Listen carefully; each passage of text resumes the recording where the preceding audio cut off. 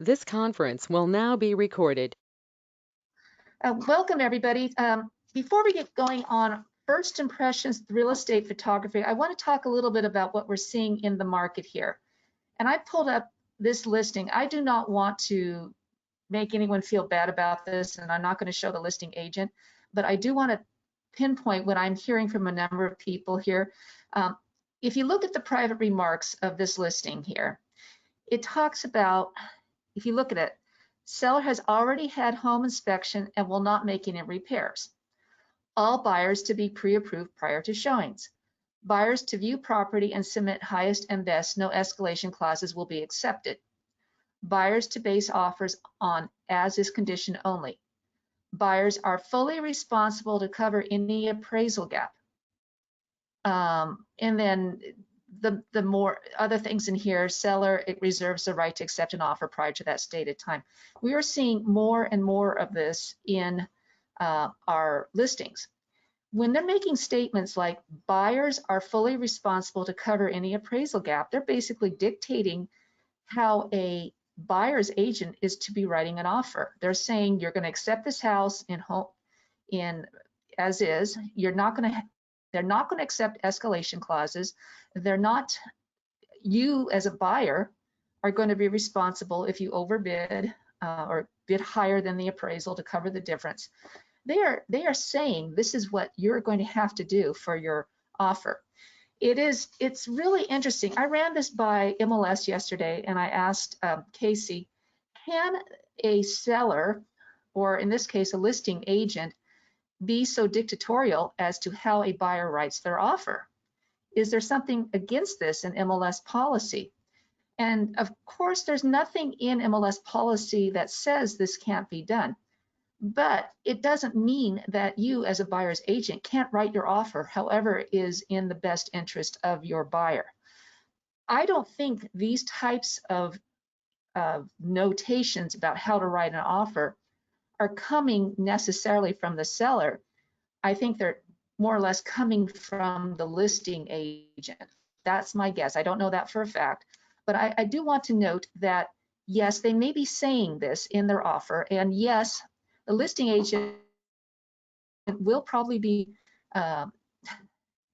coaching their seller through the course of the offers as to which one would probably be in the best interest of the seller to accept based upon how quality the offer is. But that doesn't change the fact that you as a buyer's agent should write your offer however is in the best interest of the seller, of the buyer. And yeah, maybe it will be in the best interest of your buyer to note, I will cover any appraisal gap. But if it's not in their best interest, by all means, don't write it that way. These listing agents are really, they're looking at ways to obviously benefit their seller, and that's their job. But if it's in the best interest of your buyer to write an escalation clause, we know as a listing agent, they must present all offers. So when they say no escalation clauses will be accepted, hold it. What if the only offer they get or the two offers they receive has an escalation clause that would give the seller a higher price? When they say no escalation clauses will be accepted, they have to present all offers.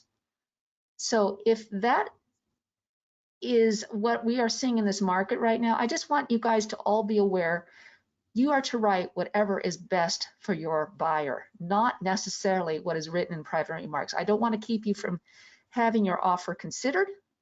I would think having a conversation with the listing agent when they write offers, terms like this into the listing would be very beneficial. And to find out exactly, is this really coming from the seller? And to find out point blank from the listing agent, do you mean if I write an escalation clause, it will not be accepted? Or are you saying you won't even present it? You know, so finding out directly from them, what is the mindset behind this? Does anyone here have any other thoughts about this? Are you seeing this, and are you finding people really being strong as far as what is written in private remarks? Anyone have any thoughts about this? Lene, I showed this property to a client and they had a book with the home inspection there on site. The house definitely needs attention. It would not, I don't remember if it says below, but I can tell you it would not qualify for FHA or VA because there is bare paint. That's always something to remember, that, you know, when we're representing the buyers, to tell them, you know, even though it says you will not qualify if you're doing VA or FHA. What I have done is typed up an 8-item email that I will share with buyers in the future, and telling them what's going on in our market, escalation clauses, you know, sellers can accept offers prior to. And I actually am doing this now. I'm copying the private remarks and sharing that with my clients, because I think we may come across to buyers as, you need to hurry up and write on this property, and it's not coming from us. So I think it's important that we share those comments with the buyer. That's good feedback. And I know, yes, Robert says he's doing the same thing. I know you had another comment too, Robert. You've got buyers who are willing to higher than the escalation than just a straight offer. When I've told agents, they say, send it. Okay, that's good to know. So yeah, all this stuff is interesting. I think we all remember, those of us who were in the business during the recession, when we had banks always say that the property is sold as is. And yet when you did your home inspection, if you found something that was pretty major, the banks always agreed to fix it. So recognize also that these remarks may be what's requested, but it's also, again, you're representing your buyer. I'm also seeing when remarks are written this strong, I think it's better if we as listing agents come across that we would write, buyers covering an appraisal gap are encouraged, or escalation clauses are not wished for, instead of saying so dictatorially, no escalation clauses will be accepted. You know, it's better if we come across a little bit more, we would rather see it this way, but we understand you as buyer's agent are going to write however is best in the best interest for your buyer. I'm seeing this, and I'm a little concerned about what I'm seeing in the industry right now. For a listing agent to be saying something like this is pretty strong. So if we don't have any other comments about that, I want to get into our main topic today. Anyone else have any comments about it, what you're seeing?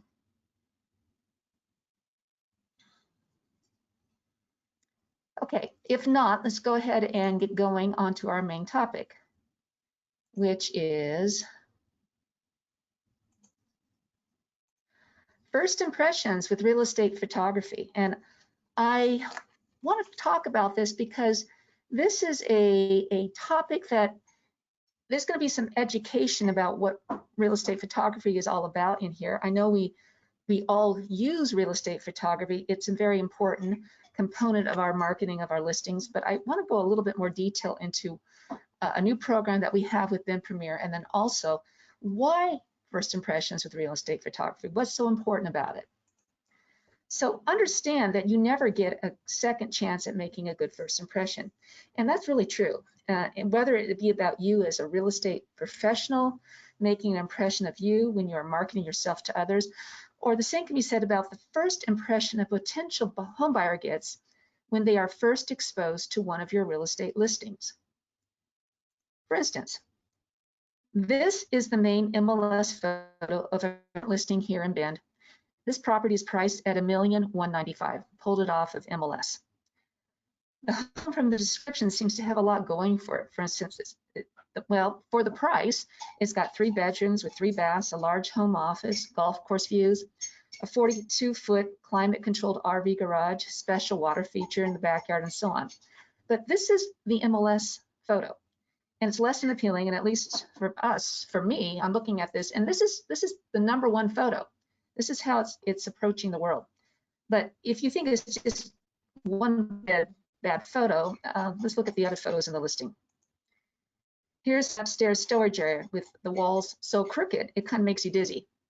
But to be fair, these photos were obviously not done by a professional photographer, but rather either by the realtor or the homeowner. I suspect in this case it's the homeowner.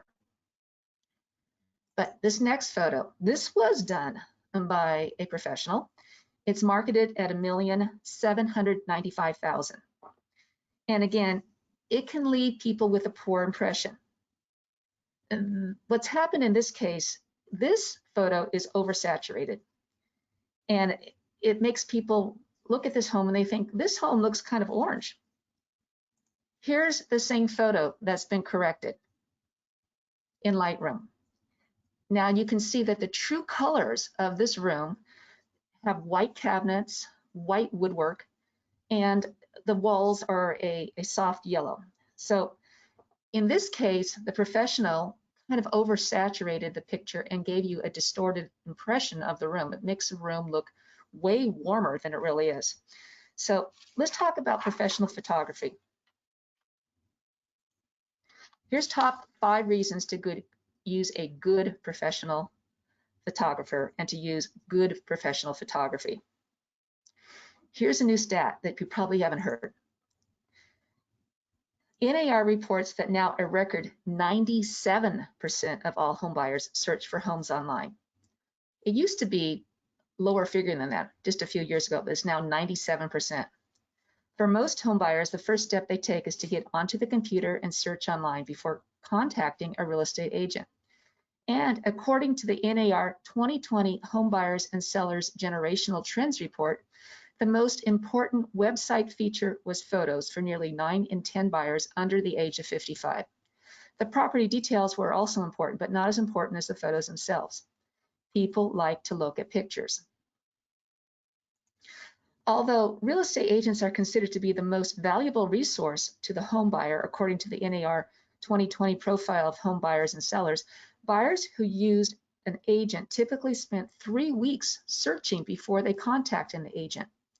And first-time buyers searched online a median of 9 weeks. So even though we use an agent, they're going to search online 3 weeks, and first-time buyers 9 weeks before they actually even connect with an agent.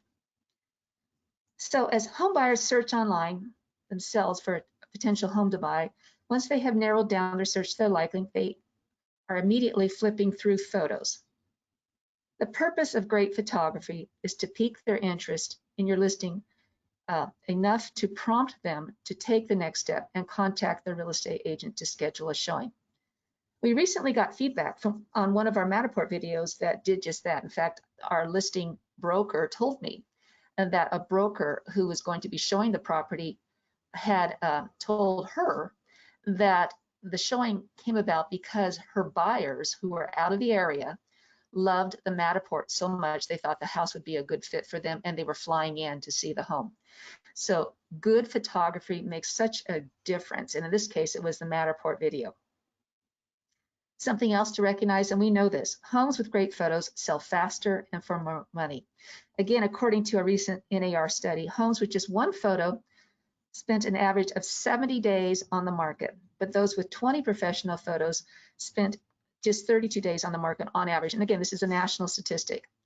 And for those homes in the $200,000 to $1 million range, those that include high quality photography in their listings sold for between $3,000 to $11,000 more. You only have 2 seconds to make a great impression. The Wall Street Journal referenced an article called Toward an Understanding of Real Estate Homebuyer Internet Search Behavior, an application of ocular tracking technology, so tracking the eyes, where they tracked where people looked and for how long when searching MLS listings online.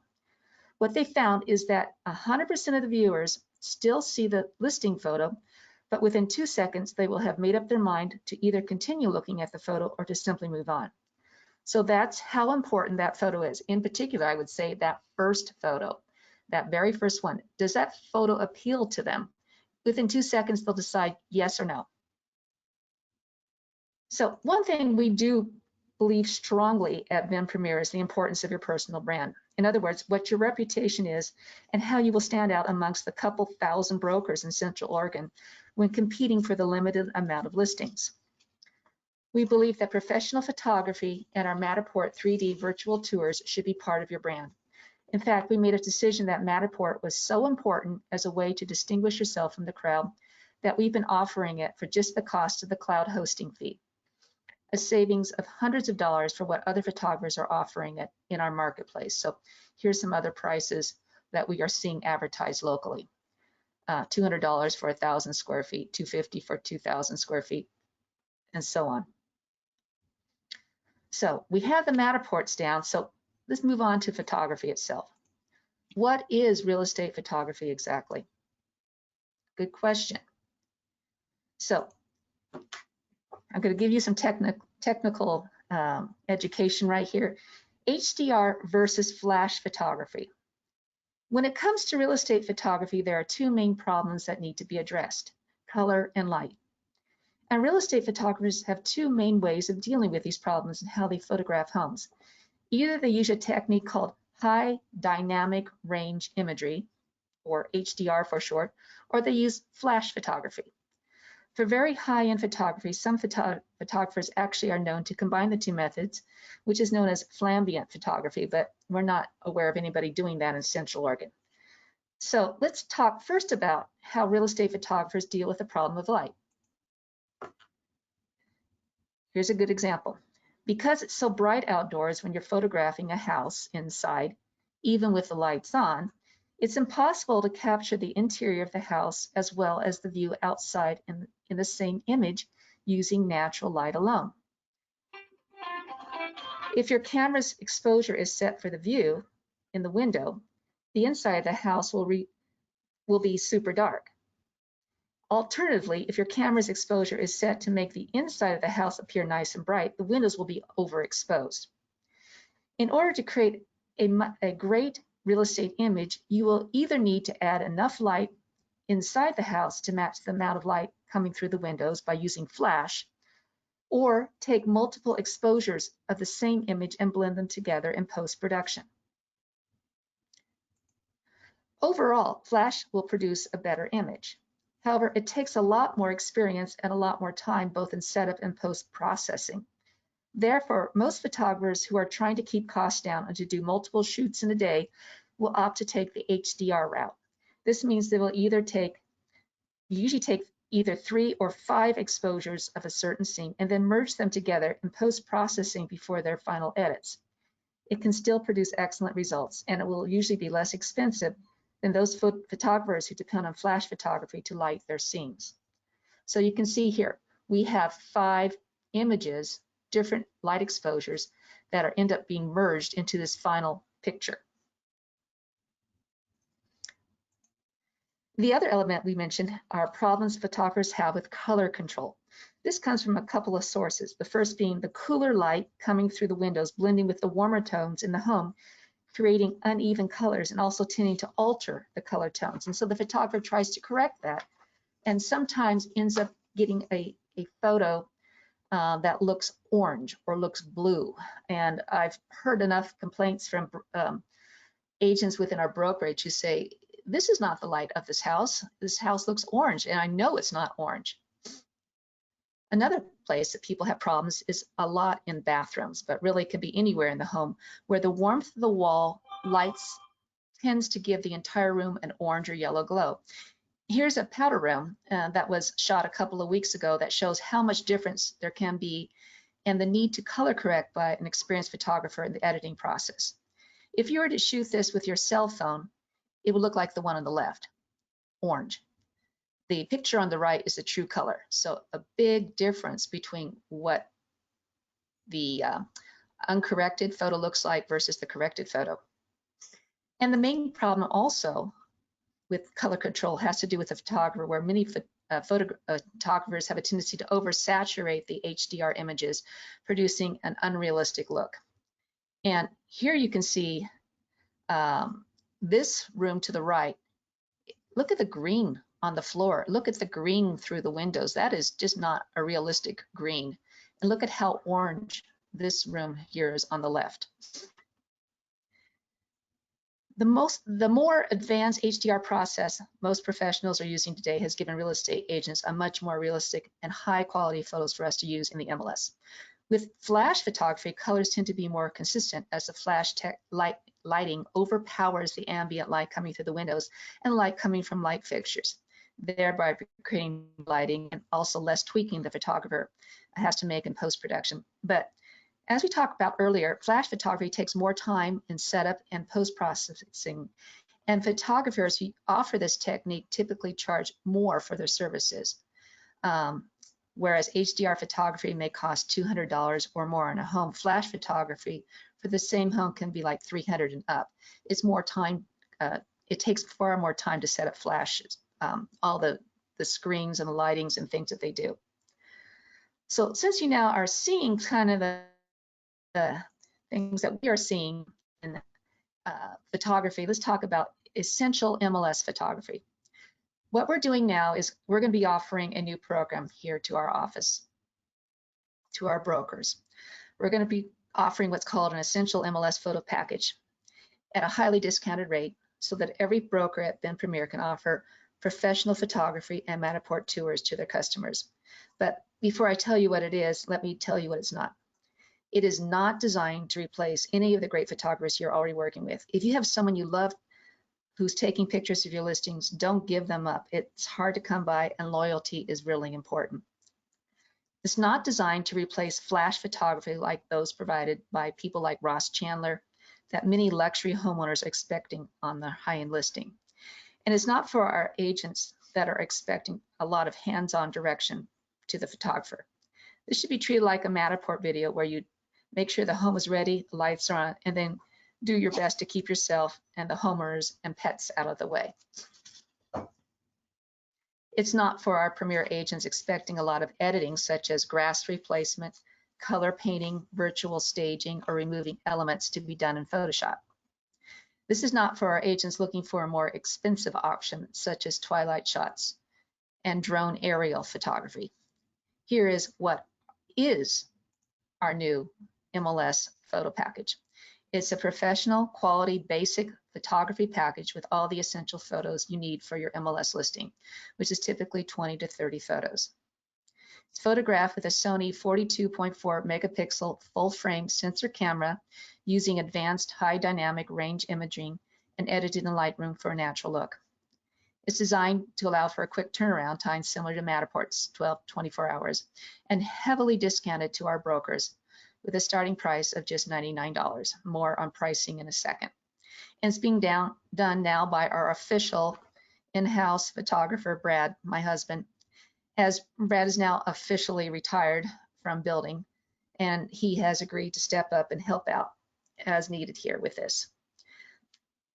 So one word about the need for good equipment when it comes to real estate photography. Here's an exterior shot of a challenging house in Broken Top that Brad went out to take a photo of last week. The first shot is the way it would appear if it were to be taken from a cell phone or a camera that is not using bracketing or flash photography. The entrance is heavily shaded, the trees as well, from the trees as well as from overhangs, and the sky is washed out. The second shot shows what we're able to do with the proper equipment and by merging 5 images all at different exposures. And it should be noted that this was just a practice shot. So Brad did not take away all the orange snow stakes. And the difference is really amazing. And just for fun, Brad also replaced the sky, which can be done for a small additional fee. So just so you're aware of what's happening here, I think it's a 9-day difference. So what are the essential real estate photos for MLS? This last section of the presentation covers what you can expect as deliverable from this essential MLS photo package. It also shows you some of Brad's work, so you can also gauge both what bracketed HDR photos look like using advanced techniques and the proper equipment, and also gauge the quality of the work here. On the exterior, there are generally going to be 3 angles of the home plus the front door, and 3 angles of the back plus any special features like special architectural details like this entry of a home in Broken Top, or perhaps a built-in barbecue or hot tub. Once you're inside, the first shot is generally taken right inside the front door. And remember, the goal of real estate is to show potential buyers as much of the room as possible so they can get a good feel for the home and how it flows from room to room. With that in mind, there are typically several different angles taken of the great room, dining, and kitchen areas. And you'll notice how bracketed photos even out the uneven lighting, and the windows are no longer just blown out. Maybe not as good as with flash photography, but still producing a high quality image. Here's another one. And of course, there are shots such as focus on the kitchen area, as it is a major selling feature of a home, and how the kitchen relates to the nook or eating areas. And if there are other areas downstairs, such as an office, these get captured as well. And often there's a powder room, which are very difficult to shoot as they are typically one of the smaller rooms of the home. Another key area of the home that gets multiple shots awarded should be the master bedroom and master bath. Just a note here on picking the time of day to shoot. If you want the best photographs, do a little bit of research yourself and find out which time of day the light is not glaring through the windows. Even with bracketed shooting, you can only even out the light so much. But if you have big banks of picture windows facing west on a home, don't pick late in the afternoon when the sun is shining directly through the west facing windows to schedule your photographer. It's really hard to correct that. So here's a bedroom, and here are the bathrooms. And of course, if you're upstairs, if there's a landing or hallway showing how the rooms connect, that should be photographed as well. And then of course, in finishing up, the remaining bedrooms and bathrooms upstairs. You will need to decide if you want other rooms photographed depending on how they look and how much stuff is being stored in there, such as a laundry room and garage. So let's go to the pricing for the MLS photo package. The pricing is based on the square foot of the house and includes the essential MLS photos we discussed.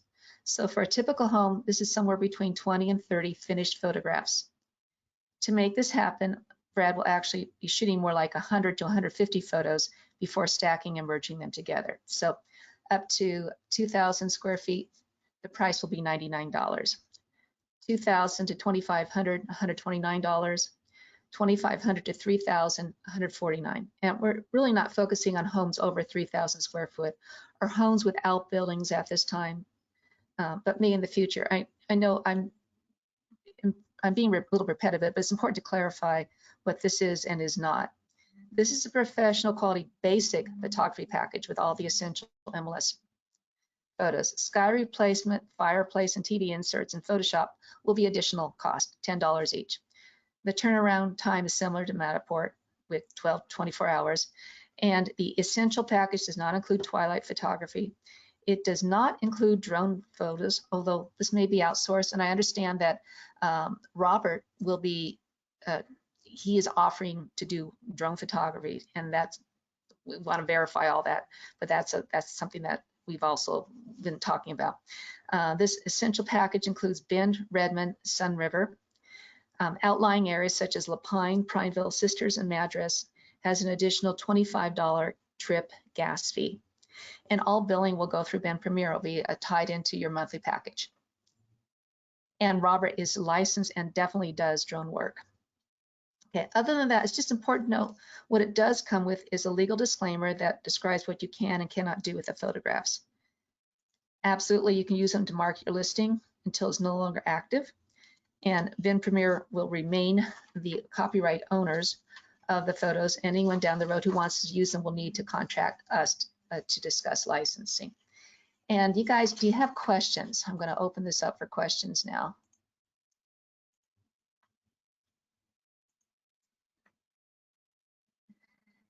Any questions on any of this stuff, guys?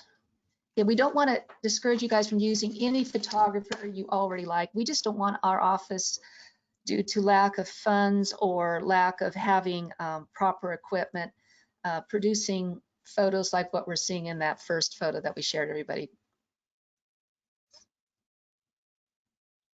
Thanks, Robert, for that feedback. I don't know if you guys read that here. He's no longer doing real estate flambient photography, too busy with real estate. And so that's great. Yeah, is my mic so on? Is that working? Yeah, feel free, Robert. Yeah. Thank you. Yeah, okay, so what Brad is offering is really good. It's what I used to do, only he's better at it. Because at the time I was doing stacking, I wasn't using Lightroom. So I had those orange photos and I could dial it down some, but the results that Brad is getting with his equipment and technique is phenomenal. And for the price, I don't think anybody can touch it for the quality. And I'm appalled at what I see on some websites for listings. You know, like you showed the 1.3. I looked at a house yesterday, it was in the $1 million range. The photos were so dark, I couldn't see the rooms. They didn't turn the lights on, which is another way to get rid of the orange cast. But if there's no natural light in the house, then you're showing a cave to people for $1 million. No, and it was on the market for 56 days. I wonder why. Yeah. Yeah. You know so, that, yeah, jump on this with Brad. well, I was going to say that the listing, that first one we showed you guys, that photo, that property's been on the market for, I know, over 30 days at 1.2 million. I didn't look at the days on market for the second one. This is the one that was on the market for over 30 days. Those two photos here. This one at 1.8 million. I didn't look at days on market on it, but like I said, the difference between what's the true color and the fake color, I shouldn't say fake color, the doctored color, and when they're trying to blend the exterior and interior lighting, it just didn't work. So what we're talking about here is, this is part of your first impression, and how you come across to your clients. Your photography that you use for your listings is a part of your marketing packet that you are using to sell yourself to your sellers. And I think it's really important that you always come across as a professional. And this is really, really important stuff. So thank you, Colleen. I really appreciate that feedback. And Danielle, thank you so much. We are just excited about the opportunity to be able to do this. I know Brad's excited about it too. He's been asked to do this in the past and he was not ready. He did not want to jump into that. He was so busy building houses, but now that he is officially gone into a consulting mode only on his construction, he is got more time on his hand and taking on his new venture to be able to help us all out at an affordable price, I think is really great. Obviously, tying this in with Matterport is great, and the way you come across to your clients with professional photos all the way through is just so important for us. Again, we don't want to discourage anybody from using their own photographer, and there's people who are doing these beautiful twilight shots, all these sort of things, which are just outstanding. We love those and we want to continue those on. Having good photographers around are really, really important. But I'm excited about this. Anyone else with questions about it? One more thing to interject, if I may, is I've taken a lot of photos for agents even after they've gotten an offer because they put it on the market, boom, it's sold. And it's important to have those good photos even when the listing is closed. And you can say, here's a listing I just sold 2 months ago. And you can either have crappy cell phone photos or 5 photos, or you can have 25 professional ones. And that's your marketing for the next listing. So Great it's feedback. always money well spent. Even if great. the house is sold and you say, oh, I don't care, it's sold. You should care because it's your brand, as you're saying, Linnea, for the future listing. Great feedback, Robert. You also only have one time to hit the hot sheet with a new listing. And having a professional photos right when it first hits the hot sheet and goes out to all your clients, all the people on portals, so people see that listing with its best foot forward right from the start is also such an important thing. Thanks, Kathy. It's so true. Professional photos are extremely important. So any further comments or feedback on this? If we have no other comments or feedback on the photos, how about comments or feedback on anything going on in the market or haves or wants? And feel free just to unmute your mic and let us know your thoughts about things. What are you guys seeing here in the market? Yeah, I've written a lot of offers lately.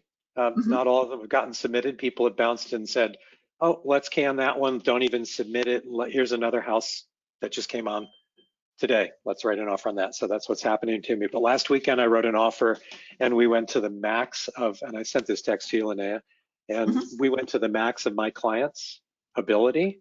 And it was a house listed a little over 500. And they got 11 offers. And I got a call from the owner of the brokerage who spilled the beans on the final offer. So this house was listed just a little over 500.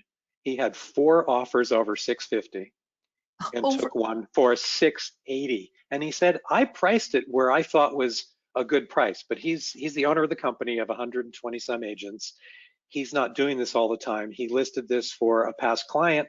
He should be aware. He should have listed at 575 maybe, but it went 165,000 over and asking. And this isn't a $1 million house where you'd expect to see 100 or 200,000 over in this market. This was a $500,000 listing that went for 680. That is amazing. We couldn't compete. It was insane. Yeah, and obviously the house won't appraise at that. And they're not worried because they're not worried. Yeah. The buyers all have cash. Well, and again, cash will set the next comp for things. Cash is king right now. Yeah, what highest and best. Yeah, and we're seeing people who have small down payments always losing out over people who have large down payments, who lose out to people who have cash only. So it's challenging to be a first-time home buyer in this market. Linnea, I had one that got accepted yesterday and we beat out a cash offer. How'd you do that? We went in with a pretty aggressive price and my client waived the appraisal contingency. Yeah. So we already had seller's property disclosures. We already had the septics. We approved all of that. Much to my shock that they picked us over them. So I was pretty excited about that. But like Robert, I mean, if you're looking for a buyer right now and they say up to 550, you should probably look for them in the 500 range, if that, knowing they're going to be, or at least having that conversation with them that if we look at 550, most likely it's going to go for 6 or higher. So I think we need to throttle back our search criteria for buyers right now on their, not to exceed price point, or just educate them and say, look, most likely it's going to go for higher than. I wrote for buyers and it took 3 times to get an offer accepted. We were against many offers.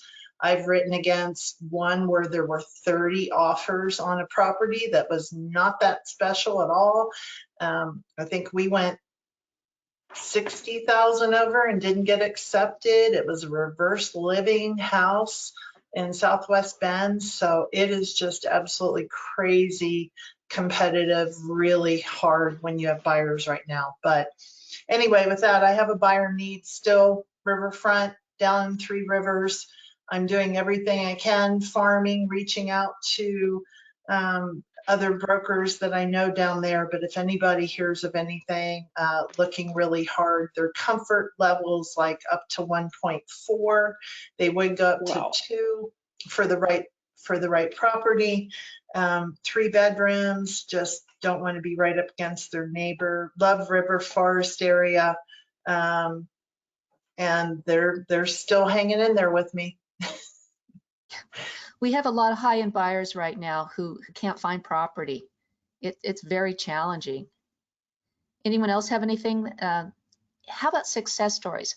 Thanks for sharing that, Kathy, about how your client was able to get that offer accepted over a cash offer. I'm assuming their offer may have been higher than the cash offer. Did you get feedback on that?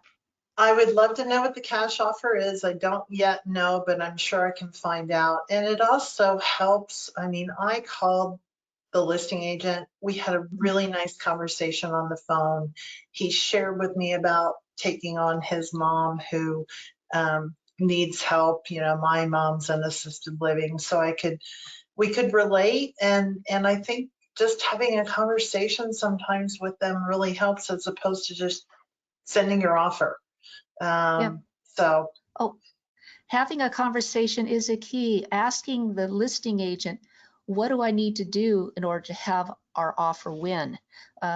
What do we need to do? It would offering a rent back, a free rent back, help my offer be considered, waiving appraisal. I hate saying to waive the appraisal, but we have people who are writing offers that they are willing to waive the difference in the appraised price and the sales price up to a certain figure that they actually can do. Sometimes when the difference gets to be $50,000, $60,000, they can't cough up that difference in cash, but maybe they can up to $25,000, and they'll write that into their offer. So there are ways of definitely representing your buyer at this time that could enable them to win the offer over another. Yeah, Colleen, do you have something? I have a couple questions. One, does anybody have any stats on how much over listing price homes are going for between the 500,000 range and 900, for instance?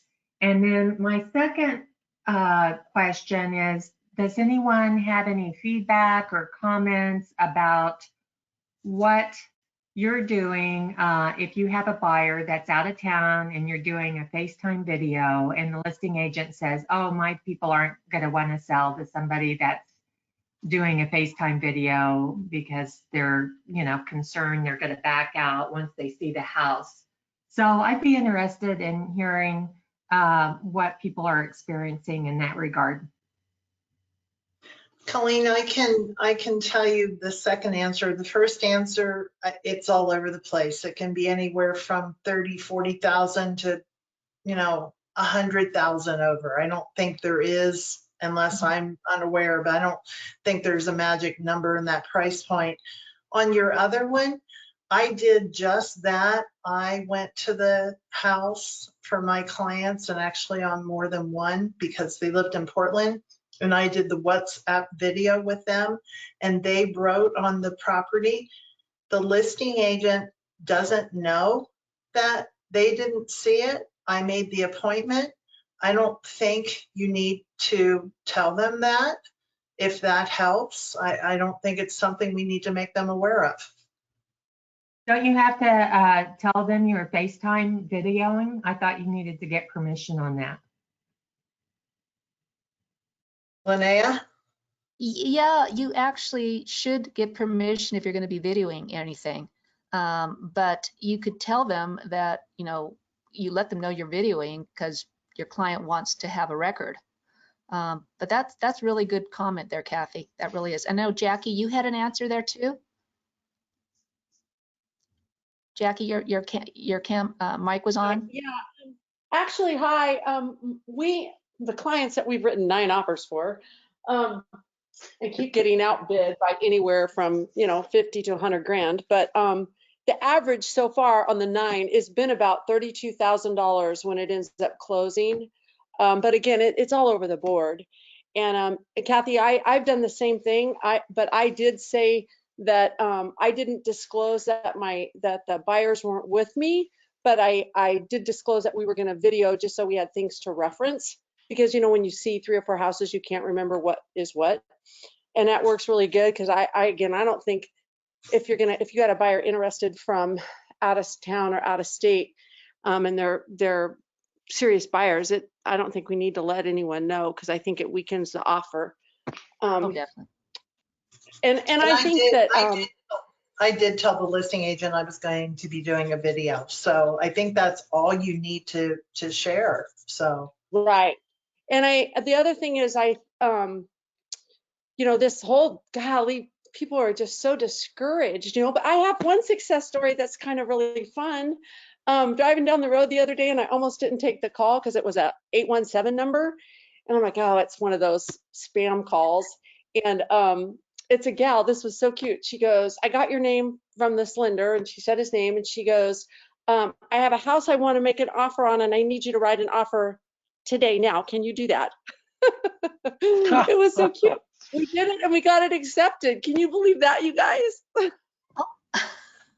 Wow, that's amazing. That is an amazing story, Jackie. And I mean, Colleen, I did dream. She goes, who is this girl? I go, I haven't met her, but so that was a good success story. I got an Colleen? offer accepted yesterday too from a floor call from last weekend. I've written 3 offers for them. 2 were presented. 1 was shelved before, well, when another listing came on yesterday. I did a video walkthrough. The agent knew they were in LA, but I also told her that they had lived here before. They knew the neighborhood and they wanted to move back to Bend. And it was a non-issue. That's awesome. Seeing the house was not going to be in the offer. She said, totally clean offer, way over asking, first offer in the door, and got a deal. Oh, that's wonderful. Congrats. So But that was I think, that was the floor Yeah. call, Robert? yeah, from last Saturday. Oh, And wonderful. I wrote the first offer for them last Sunday, I think. So really fast, haven't met them. They're a delight to work with, high energy, really upbeat, and they've been following the market for a year. And they finally decided to move and knew they had to go over. So they started going So over, see, and they really went over on this one. Now we have to wonder if it's going to appraise. But then so that's a see, they're such negotiable in. point. Right. Yeah, they're in. And I think Kathy's key too, and what Linnea was saying was calling the agent, not just sending a text and saying, I'm sending you an offer. Hi, so-and-so, this is Robert. Hey, how are you doing? Oh, I've never done a deal with you. I'd love to do a deal with you. And blah, blah, blah, and schmooze, find the common ground for between you and the other agent, find the common ground. This person's military, my seller's a volunteer, the 2 sellers volunteer at the vet's place. So they're going, oh, a veteran, we'd love to sell to a vet. This is great. You find the common ground and it gets your foot in the door. And, you know, it's a whole package. It's not just the highest, it's the best. And the best could be cash. The best could be common ground, like having a client who's a nurse and the seller's a retired nurse, something like that. That's happened to me. It's like, oh yeah, we've got things to talk about. So Yeah, we have that's to do everything exactly we what can in happened. this crazy market. Yeah, that's exactly what happened with that offer with the client who called me, and we wrote the offer and got accepted. I called the broker and we talked, and they did have some common ground, and so that was just really great. Yeah. That's great. Colleen, did you have something else? Oh, no, I don't. Sorry, I forgot to unmute this. Oh, no problem. In answer to your question that you had earlier about how much over do you have to write, I can tell you the statistic that I pull up on monthly for Bend single family homes on less than an acre. I do that all the time. So it's all price points. And right now the median home is selling for about 104% of asking price, but that's everything. And I haven't done the $500,000 to $900,000 price. So I will look at that. So it's actually, that's the average, median home, 104% of asking price. But I will pull up your data there too. Yeah. I pulled up listings between 450 and 600 a week ago and got about 40 closed deals in the last, I don't know, 30. I sort of culled through them, 30 days, 60 days, 50, 60 listings. And a lot of them closed at asking price.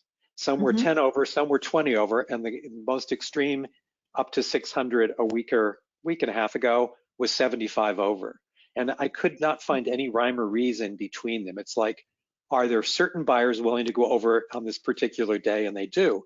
And then another day, there were only a few offers, and I called some brokers, and there were a few that only got a few listings, and it sold for asking. I'm going, why didn't this go for 25 over? It made no sense. So I'm still looking, making sure I don't throw money away, unless I'm very clear with the buyer that if they throw a lot of money, they might get it. Right. But otherwise, it could go for asking in certain places in town. Remember But I also couldn't that find a pattern. there is a the national economists are predicting that we're going to start having a lightening of our inventory levels come a third quarter. We're moving into second quarter once we start April. And so it might be a transitional thing, but they think come third quarter, especially as more and more people get their COVID vaccines, that there may be more opportunities at that point in time. I know that Danielle has been following heavily the hot sheet, and has been noticing an uptick of new listings that are coming on board. She's been kind of reporting, she's been emailing me about that she's seeing an uptick each week. It seems like there's a few more listings hitting the market, which is great. There might be a seasonal thing connected with that too, as we're moving into spring, but regardless, is more inventory. Yeah, Danielle, do you want to talk about that a little bit? Oh, sure. It's just interesting to watch, and I think it's really encouraging right now. It might be because it's spring and people are listing more. I don't know what it is, but when the pandemic first hit a year ago, we had statewide data share, 2,500 listings, and by September we were down to 1,400. And about 2 weeks ago we were at 830. Today we're at 908. And locally, that's 385, which is a little bit down from Monday, but we seem to be on an upswing. So I'm encouraged. Yeah. moving in the right right direction. Yeah. Linnea, I'll share one more thing. It's not a good story, but it's something to have a heads up about. So my client wrote on Rachel and Casey's listing in Redmond. She had pre-approval from an out-of-state lender. Thank goodness she realized that it would be beneficial to work with my go-to lender here in Bend. Immediately jumped on trying to get pre-approval, even though we sent the out-of-state pre-approval with our letter. They were giving it the entire weekend for other offers to come in. And after my go-to lender started digging in, we realized that we weren't going to be able to get the pre-approval as need be. So I had to withdraw the offer. So, thank goodness we found out before the offer was accepted and were able to withdraw. However, it's so important to work with a local lender, even if your people have pre-approval with someone else that they've worked with, especially when presenting an offer for a buyer. We know that local lenders, in a multiple offer scenario with people who have to have financing, if the listing agent knows that lender and trusts that lender, there is always that increased opportunity for that listing agent to say, well, I do know that this lender can, if they have given me a pre-approval, we are probably going to make sure they're probably going to make sure that this loan does go through on a timely basis because I trust this lender. So it makes a difference. Absolutely. Good feedback and good comment there, Kathy. Thank you. Hopefully your people will qualify for something else. Hopefully they'll get approved and can move on to something else. Any other feedback or comments from anybody before we get going on this? I think we'll be following this up with a flyer so everyone's aware of the new Essentials MLS packet that we're going to be starting up, and hopefully that will work out really well for all of you guys who, again, we want to encourage you to keep on using your professional photographer that you like. But again, if you have need for some of these, if you're up against a time crunch, or also if you are in need of someone who can get things done pretty quick at a professional level, and maybe your budget doesn't cover the added cost of a higher end person, feel free to, not to say Brad's quality is not just as good, but I'm just saying that there's some opportunities here for you guys. So I'm hoping we all can make use of this. And thanks for this feedback. This is a really good discussion, guys. We need to know and find out from each other what is happening in our market, and we're in transition, and it's an interesting time, that's for sure. Anyone who can get a listing right now, that's a good thing. So keep it going. Colleen, anything else? Do you know if the art walk is going to happen again? I wish. I have not heard. I follow up with the Downtowners Association regularly. They've been discussing things connected with parking. They've also been discussing things because their main fundraiser every year, the Oktoberfest, has been canceled for the last 2 years. Buy to Bend is canceled this year, Kathy, unfortunately. I heard from them last week that there is no Buy to Bend. So I haven't heard of any festivals coming on board yet. But because Oktoberfest which is the main fundraiser for the downtowners, has been canceled. They have less funds. And so that's why they're talking about a downtown Bend tax, business tax for downtown Bend, just so that they can get some added funds so they can put back the hanging flowers and those sort of things that they always do. There's a lot of repairs needed also to the sidewalks and various places downtown. You guys have seen that Art's been pulled from his corner for repairs. Yeah, unfortunately, that's where we are with things. So I don't know, Colleen, I wish we had it. I am saying that we are starting to see people here at Floor. I'm seeing people stop. We're putting the flyer rack back outside. So it would be nice to have it filled with listing flyers. We're trying to spread out as much as what we possibly have, because that does attract people and gets them to stop and gets our Floor agent an opportunity to talk to people. So if we don't have anything else, I'm going to go ahead and end the meeting, and thank you so much for your feedback today. This has really been good. I'll get this recorded and we'll get it sent out to everybody once I get the link, and also when we get that flyer on the essentials packet. Thanks so much, everybody.